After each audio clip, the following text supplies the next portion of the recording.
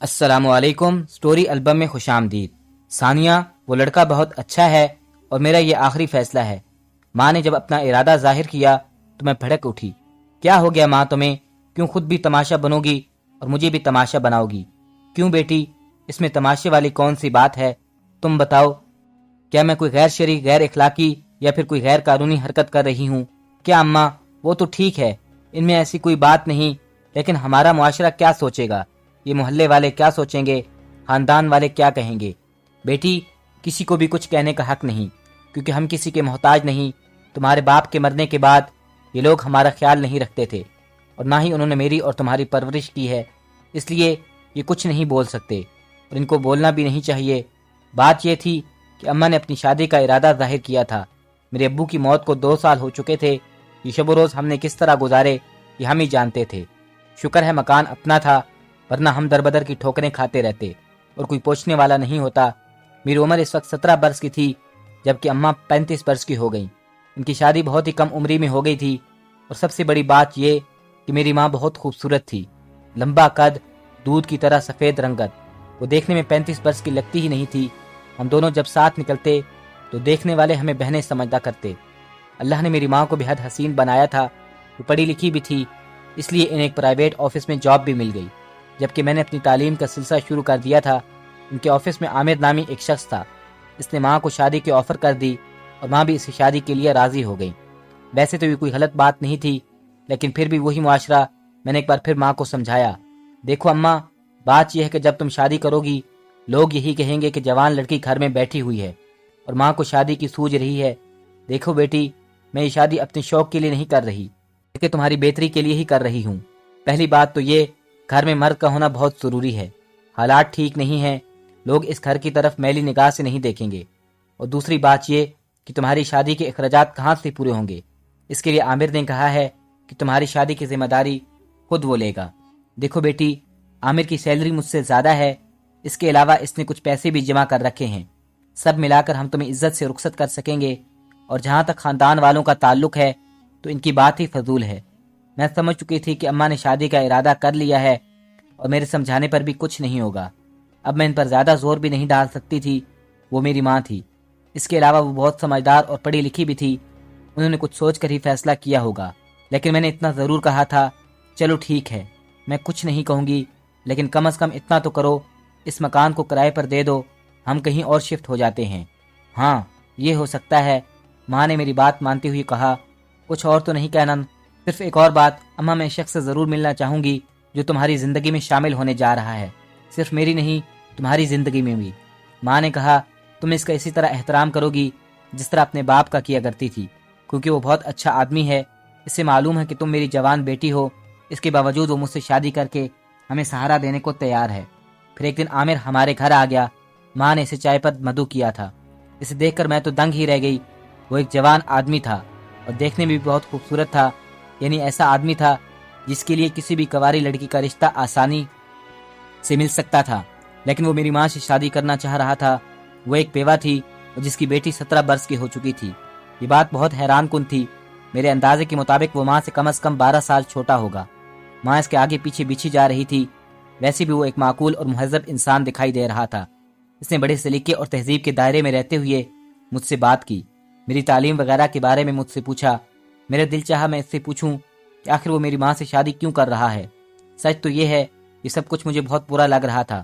اس کے جانے کے بعد جب اماں نے اس کے بارے میں میری رائے لی تو میں نے کہا، نہیں اماں، یہ شادی ہرگز نہیں ہونی چاہیے۔ وہ کیوں بیٹا؟ کیونکہ اماں، اس شادی کے بعد افواہوں اور شک کے 1000 پہلو نکل آئیں گے۔ ہاں، اگر کوئی عمر رسیدہ ہوتا تو پھر کوئی مذائقہ نہیں تھا۔ اس جوان شخص سے تمہاری شادی 100 گل کھلا دے گی، لوگ 1000 طرح کی باتیں بنائیں گے، تمہارا مذاق اڑایا جائے گا، اور سب سے خطرناک بات یہ ہے کہ میں بدنام ہو جاؤں گی۔ اماں بیٹا، اس میں تمہاری کیا بدنامی ہوگی؟ اماں، تم اتنی بھولی نہیں ہو سکتی کہ ایسی باتیں نہ سمجھ سکو۔ لوگ کہیں گے کہ اس آدمی نے بیٹی پر ڈورے ڈالنے کے لیے ماں سے شادی کر لی۔ ماں یہ سن کر خاموش ہو گئی۔ شاید یہ انہیں احساس ہو گیا تھا کہ میں ٹھیک کہہ رہی ہوں، لیکن کچھ دنوں بعد انہوں نے پھر وہی بات کی، یعنی وہ اس سے شادی کے لیے بےتاب تھیں، اور ان کی خواہش تھی کہ وہ ہر حال میں عامر سے شادی کریں۔ اور جب ان کی ضد بہت بڑھ گئی تو میں چپ ہو گئی، اور پھر چند دنوں بعد میری ماں نے عامر سے نکاح کر لیا، اور پھر ہم اپنا مکان کرائے پر دے کر عامر کے گھر شفٹ ہو گئے۔ आमिर ने मेरी माँ के कहने पर पहले ही एक अलग मकान ले लिया था। अब इस घर में हम 3 लोग रहते थे। मैं शादी से खुश नहीं थी। 1000 तरह के अंदेशे लाहक हो गए, लेकिन माँ ने जैसे मुझे मजबूर ही कर दिया था। शादी बहुत सादगी सी हुई थी। जाहिर है हमारी तरफ से सवाए मेरे और मेरी अम्मी के कोई और नहीं था, जबकि इसकी तरफ से इसके कुछ दोस्त जमा हुए। इस वक्त मैं कुछ अजीब सा महसूस कर रही थी।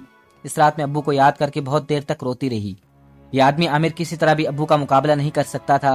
वो मुझसे बहुत प्यार करते थे और इस शख्स के प्यार में यकीनन कोई खोट है, वरना आज के दौर में कौन अपने से इतनी बड़ी उम्र की औरत से शादी करना चाहता है।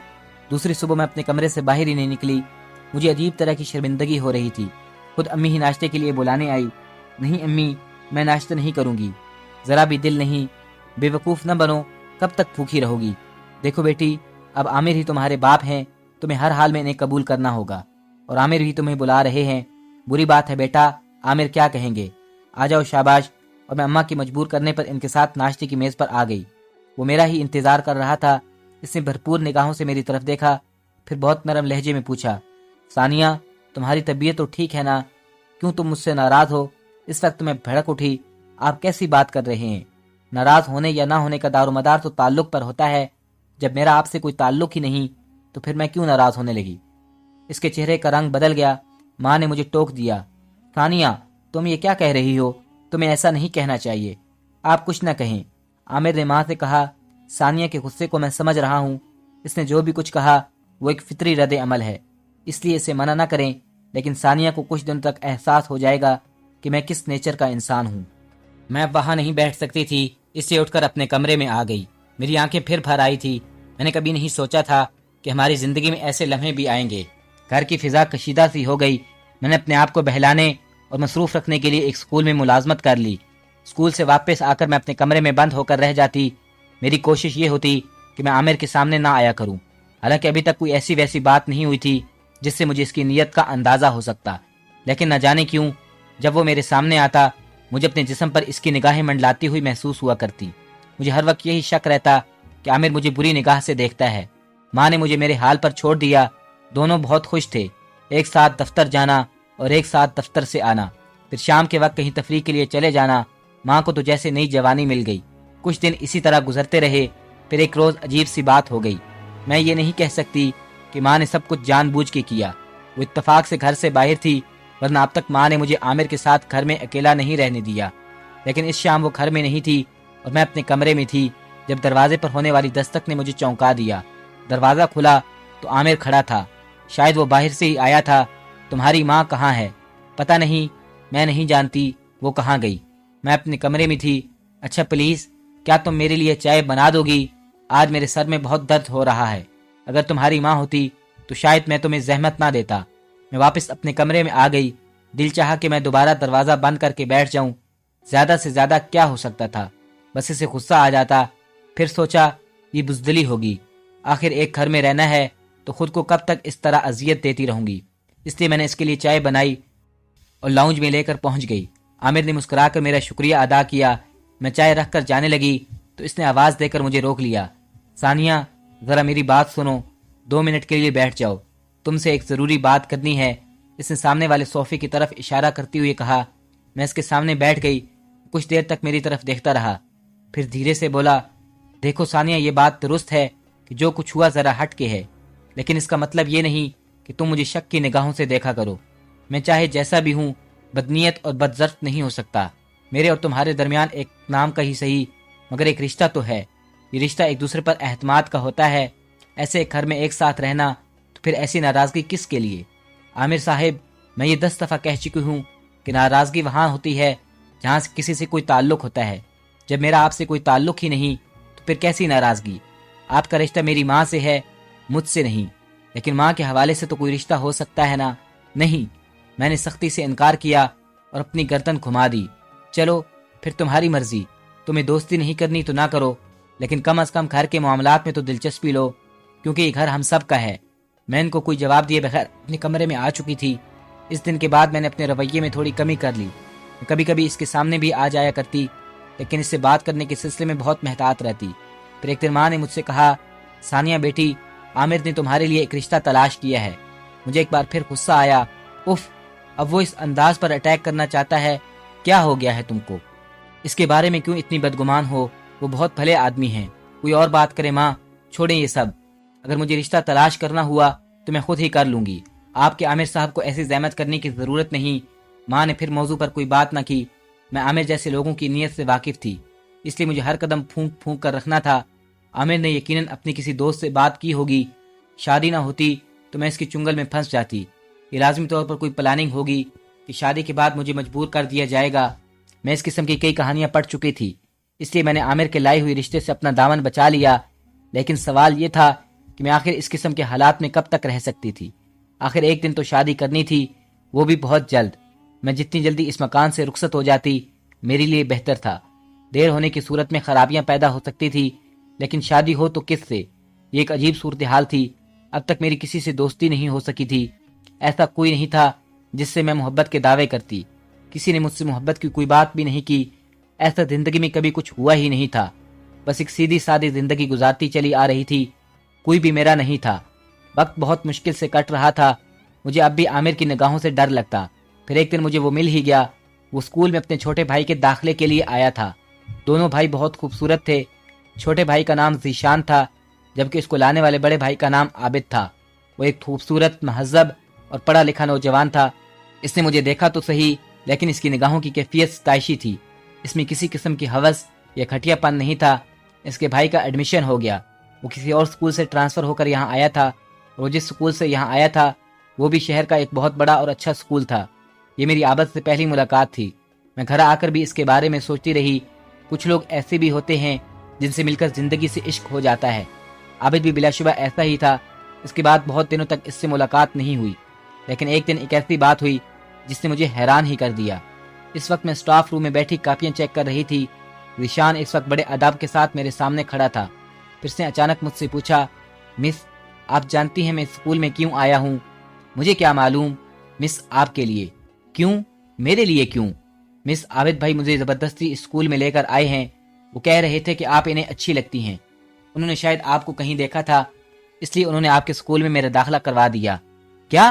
ذیشان جو کچھ بتا رہا تھا میرے لیے بہت حیرت انگیز تھا۔ یہ ایک عجیب بات تھی۔ میرا دل اتنی تیزی سے دھڑک اٹھا کہ کوئی حد نہیں رہی۔ ذیشان غلط بیانی نہیں کر سکتا تھا، وہ تو بہت اچھا بچہ تھا۔ میں سوچنے لگی، شاید عابد نے مجھ سے راہ و رسم پیدا کرنے کے لیے یہ طریقہ سوچا، لیکن کتنا حیرت انگیز اور انوکھا طریقہ تھا۔ اچھا، اپنے کام پر دھیان دو اور ہر ایک کو یہ بات نہ بتاتے پھرنا، سمجھے؟ یس مس، میں کسی سے نہیں کہوں گا۔ میں نے اس کی کاپیاں چیک کر کے اس کے حوالے کر دیں اور سوچتی رہ گئی کہ عابد نے مجھے کہاں دیکھ لیا تھا۔ چلو جو بھی ہے، اس سے مجھ سے جان پہچان بنانے کے لیے بہت مہذب راستہ اختیار کیا تھا۔ پھر ایک دن خود عابد اپنے بھائی کی پروگرس معلوم کرنے کے لیے بہانے سے اسکول آ گیا۔ میں اس کی آمد کا مقصد سمجھ چکی تھی۔ میں نے اس کی طرف دیکھتے ہوئے پوچھا، عابد صاحب، آپ ہی بتائیں آپ نے اپنے بھائی کو اس اسکول میں کیوں داخل کروایا؟ آپ کا اسکول بہت اچھا ہے، بس اس لیے۔ عابد صاحب پلیز، میں سچ جاننا چاہتی ہوں۔ آپ جو کچھ کہہ رہے ہیں وہ آدھا سچ تو ہے، لیکن یہ پورا سچ ہرگز نہیں ہو سکتا۔ ٹھیک ہے، تو پھر پورا سچ یہ ہے کہ آپ کے لیے۔ کیا؟ پر آخر کیوں؟ میں نے انجان بننے کی کوشش کی۔ اب اس کا میں اس کے علاوہ کیا جواب دے سکتا ہوں کہ تم مجھے اچھی لگتی تھی۔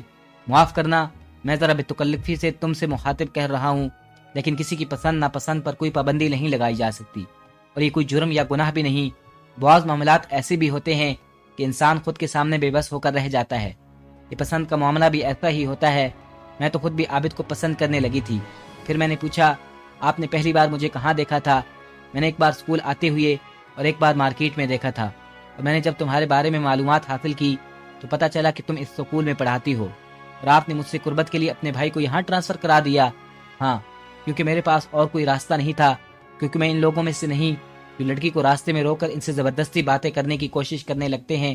اس کی باتیں مجھے اچھی لگ رہی تھی، اس سے یہ اندازہ بھی ہو گیا کہ وہ اپنی طرف سے ایک اچھا انسان ہے، ورنہ تو زندگی بھر کوئی محبت نام کی چیز میرے پاس نہیں آئی تھی، اور کہاں یہ حال بن گیا کہ مانگے بنا ہی محبت مل گئی۔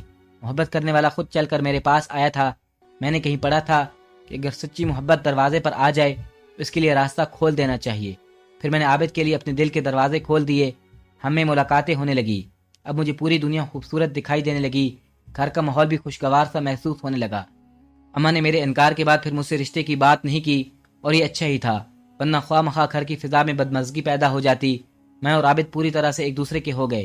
میں جیسے جیسے اس کے قریب ہوتی جا رہی تھی ویسے ویسے اس کی خوبیاں مجھ پر کھلتی جا رہی تھی۔ اس نے اعلیٰ تعلیم حاصل کر رکھی تھی، ایک بہت بڑے گورنمنٹ ادارے میں اعلیٰ عہدے پر تھا، اور اس کے والدین حیات تھے، وہ بھی پڑھے لکھے تھے۔ اس سے چھوٹے 2 بھائی تھے، ایک تو ذیشان اور دوسرا عمران۔ اس کے مزاج کا یہ عالم تھا، اس نے ابھی تک یہ دریافت نہیں کیا کہ میں کون ہوں اور میرا بیک گراؤنڈ کیا ہے۔ ایک شام میں نے خود ہی یہ ذکر چھیڑ دیا، عابد تم میرے بارے میں کیا جانتے ہو؟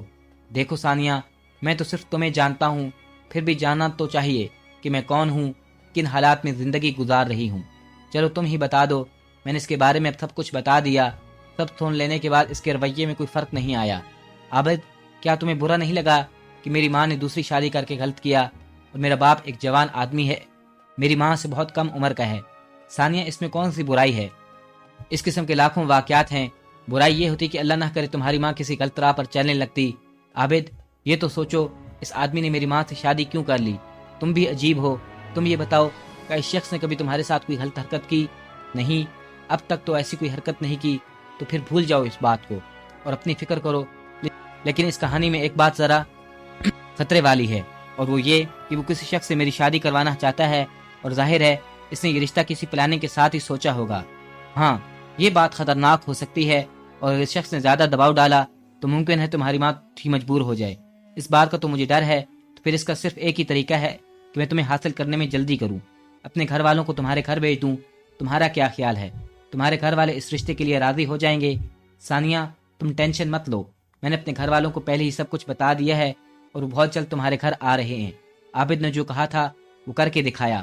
اس نے اپنے گھر والوں کو نہ صرف راضی کیا بلکہ وہ رشتہ لے کر بھی ہمارے گھر آ گئے۔ اس وقت خدا جانتا ہے کہ عامر نے کس طرح ان کا استقبال کیا ہوگا۔ بہرحال ماں بہت خوش تھی، اور انہیں خوش بھی ہو جانا چاہیے تھا۔ عابد کے گھر والے بھی بہت مہذب لوگ تھے، جنہیں کسی قسم کا لالچ نہیں تھا۔ انہوں نے صاف صاف کہہ دیا تھا کہ صرف لڑکی چاہیے اس رشتے کے لیے۔ میرا شاگرد ذیشان بھی آیا تھا، دراصل وہی بچہ میرے اور عابد کے درمیان پل بنا تھا۔ وہ شاید سب سے زیادہ خوش تھا۔ رشتہ طے پا گیا، تاریخ بھی مقرر ہو گئی، اور ہم دونوں ایک دوسرے کے ہو گئے۔ عامر کی منصوبے دھرے کے دھرے رہ گئے۔ میرا سسرال بہت اچھا تھا، عابد سب سے زیادہ اچھے تھے۔ میں نے سوچا بھی نہیں ہوگا کہ زندگی میں کسی کو اتنی خوشیاں بھی مل سکتی ہیں۔ ایک پیار کرتی ہوئی زندگی میرے ساتھ ساتھ چلنے لگی۔ ہر چیز بہت خوبصورت تھی۔ ولیمے کے بعد دستور کے مطابق مجھے اپنے گھر جانا تھا، لیکن میرا دل نہیں چاہ رہا تھا، اس لیے میں نے عابد سے کہا، نہیں عابد، میرا دل نہیں ہے گھر جانے کو۔ عابد بولے، پر کیوں؟ اس لیے کہ وہاں میرا ہے ہی کون؟ ماں ہے تو وہ خود ہی آ جائے گی، عامر سے میرا کوئی تعلق نہیں۔ وہ تو ٹھیک ہے، مگر دستور کے مطابق تمہیں جانا چاہیے۔ بلکہ ایسا کرو، ہم چلتے ہیں اور کچھ دیر بیٹھ کر واپس آ جائیں گے۔ ہاں یہ ہو سکتا ہے۔ ہم دستور کے مطابق مٹھائی وغیرہ لے کر گھر پہنچ گئے۔ میری ماں اور عامر نے کھانے پینے کا بہت زبردست انتظام کر رکھا تھا، لیکن میں بس تھوڑی دیر بیٹھ کر واپس آ جانا چاہتی تھی۔ جب میں ان لوگوں سے اجازت لے کر اٹھنے لگی تو عامر نے مجھ سے پوچھا، ثانیہ تم سے ایک بات پوچھنی ہے۔ میں نے منہ بناتے ہوئے کہا، جی فرمائیے۔ تم یہ بتاؤ، تمہیں عابد کیسا لگا؟ یہ کوئی پوچھنے والی بات ہے؟ میں عابد کے ساتھ بہت خوش ہوں۔ عامر نے مسکراتے ہوئے کہا، واقعی؟ جی ہاں، میں اتنی خوش ہوں کہ آپ اس کا تصور بھی نہیں کر سکتے۔ پھر میری ماں کہنے لگی، بیٹا عامر بھی تمہارا رشتہ عابد کے ساتھ کرنا چاہتے تھے، مگر تم نے اس وقت انکار کر دیا۔ پھر ہم سب نے مل کر یہ پلاننگ کی۔ میں نے ایک دم چونک کر عابد کی طرف دیکھا۔ عابد نے مسکراتے ہوئے کہا، یہ سب سچ ہے، مگر اس وقت تم عامر کو ایک اچھا انسان نہیں سمجھتی تھی، پر تم غلط تھی۔ عامر بہت ہی اچھا انسان ہے، وہ کبھی بھی تمہارے بارے میں غلط نہیں سوچ سکتا۔ عابد کے سمجھانے پر مجھے سمجھ آ چکی تھی کہ میں غلط ہوں۔ میں عامر کے بارے میں پتہ نہیں کیا کیا سوچتی رہی۔